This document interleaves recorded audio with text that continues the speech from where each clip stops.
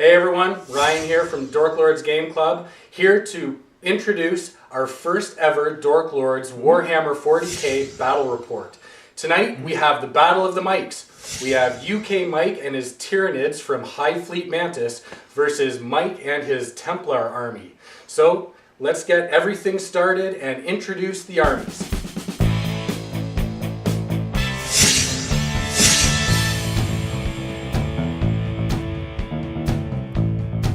Hello folks, this is Mantis, otherwise known as UK Mike from Dorklords Gaming. I'll be calling the action of this 40k battle report. As our chapter master just mentioned, today's showdown is between the Templars and the Tyranids. The deployment was determined as Dawn of War, and the scenario was Purge the Alien. Let's go to the generals. I'm Templar Mike, and today I'm going to stomp some bugs. It's going to be great. Let's take a look at Mike's Templar strike force. The first unit is a 5-man Crusader squad led by the Emperor's Champion, who is sporting the Accept Any Challenge No Matter the Odds bow for the army. There's also a las cannon in there, and the rest of the Marines are geared for close combat. They have a Razorback with them with a twin-link las cannon. The second squad is another 5-man Crusader squad with las cannon. The other Marines are also geared for close combat, and they are travelling with another Razorback. It has a twin-link las cannon as well. The squad is in fact led by a character, a Tech Marine, who has a servo harness, a power axe, and a bolter. Is a nice 2-up save. Last but not least, a 10-man close combat Crusader squad, 1 Melter and 1 Power Fist lurking in there. They are led by the Black Templars Army Warlord, a Marshal with a Thunderhammer, Storm Shield, and Terminator armor. Very formidable in combat. This unit is riding to war in a Land Raider Crusader, which is sporting a lot of guns, twin-linked Hurricane Bolters, twin-linked Assault Cannons, and a Melter weapon. And there you have 1,250 points of Black Templar Space Marines. Hi, I'm UK Mike, and today I'm playing Tyranids. Let's take a look at my army. Okay, let's have a look at my bugs. First up, the Swarm. 17 Hormagaunts here, with Toxin Sacs for 4-up poison, and Adrenal Glands for Furious Charge. Very quick. Troop Tervagon with Crushing Claws for D3 extra attacks. Toxin Sacs, Adrenal Glands, 3 powers from the Psychic School of Biomancy.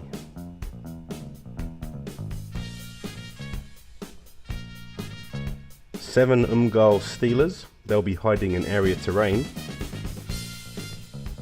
12 Termagants with Devourers, who will be deep striking down in this excellent custom Mycetic Spore built by Robert Mantha of Tabletop Battle Terrain. A regular Trigon with Toxin Sacs for poison shenanigans, very strong unit. And the Warlord is a Hive Tyrant with wings and double twin-link Devourers, 3 psychic powers, and Hive Commander.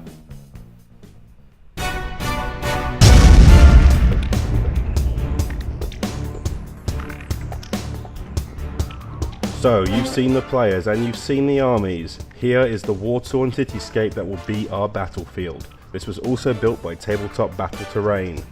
Templar Mike rolled for the first turn, but can the Tyranids steal the initiative?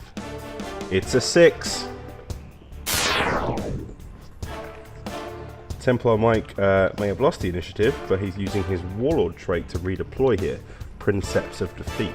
It allows 3 units to all move 1d6 or 1 to move 3d6, so he's shuffling around a bit. So we dive into Tyranid turn 1. The Tervagon takes a psychic test, passing on an 8. The Hive Tyrant also passes his own psychic test. The Tervagon uses Iron Arm, but only gains 1 extra strength and toughness. The Hormagaunts use Bounding Leap, and combine it with their normal movement to travel a long distance, 12 inches I believe. Templar Mike kindly lets me roll those together to save time. A lot of Tyranid players do that. So this swarm is rushing forward on the Templar left flank across a very narrow bridge.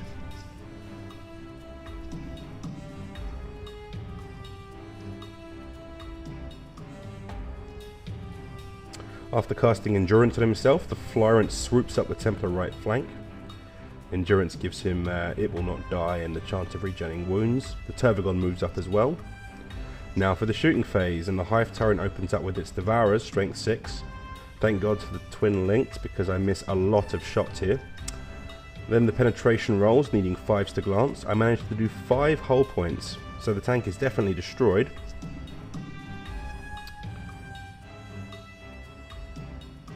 But it's not exploding. So there you have it, first blood by the Tyranid Warlord. Black Templar turn 1. The surviving Razorback moves first, 6 inches forward to the oncoming swarm. Next, the mighty Land Raider, rumbling forward, the Templar Warlords inside that vehicle.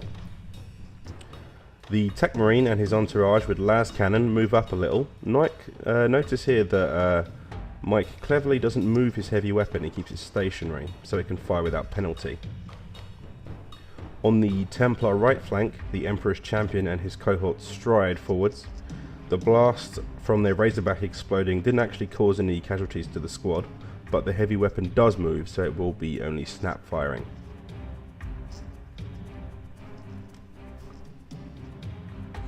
And so, with the Xenos closing in, Templar Mike's force readies its guns for the shooting phase. The Land Raider fires first, so sighting the approaching Tervagon. To hit rolls then, and the red dice are assault cannons. White dice is the multi-melter being fired by the power of the machine spirit, and all the black dice are hurricane bolters which are snap firing. He gets 6 hits altogether, 1 rending, next he rolls to wound. The monster's toughness 7. I have to make 3 saves. First one, saved. And the other 2, which are cover saves, save and save. Next, the Templar Razorback opens up with its las cannon on the Tervagon. It is twin linked, so he gets to reroll that miss there. He then hits and needs a 2 to wound, which he gets. AP 2, so all I get is cover here, but I roll a 6. The Tech Marine Squad las cannon on the left flank is also going to shoot the Tervagon with a Signum. We missed the dice shots here, but he does hit and wound. So finally, after making 5 saves in a row, the Tervagon takes a wound. Meanwhile, on the Templar right flank, the Emperor's Champion Squad las cannon has a crack at the Hive Tyrant, snapshotting here, and he misses.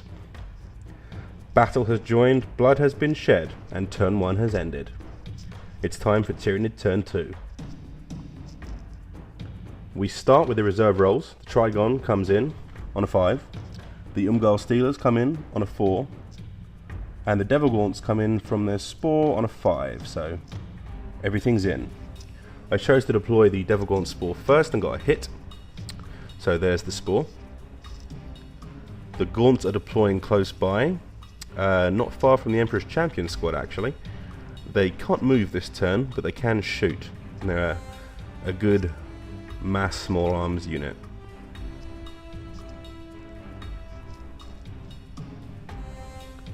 The Trigon pops up behind the Tech Marines unit, scatters a little but corrects itself.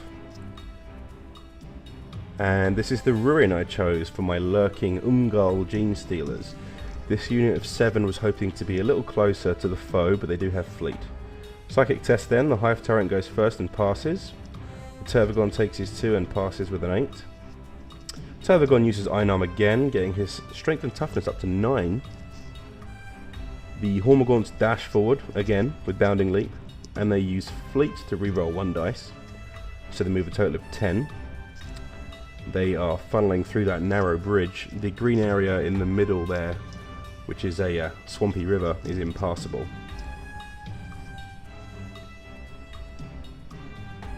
The newly arrived Umgal Stealers crawl out of the ruin they were hiding in, around the back of the Spore. On the Templar right flank, the Flyrant turns and swoops in behind enemy lines.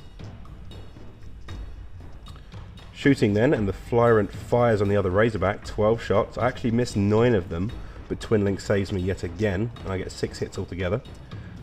And the Flyrant in the tank's rear armour needs 4s to glance. I get 2 glances and 1 pen, so that's all the hull points gone, and it's a wreck, doesn't explode. Both down. The Devil Gaunts fire next with a shocking amount of dice. 36 shots in total, strength 4.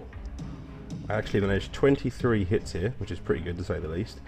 Rolling to wound then, needing 4s, and I managed 14 wounds. Now you can't see the roll too well here, but basically 4 Marines die instantly with his first 5 saves, which is pretty brutal. The Emperor's Champion is the next closest, so he'll be taking his 2-up saves. He makes a save, makes another save, makes another save, and another save, and another save, and another save. So that 2-up's doing very well for him. No effect at all on the Emperor's Champion. Saves all round. A quick shot of this epic battlefield then. Things are about to get heavy.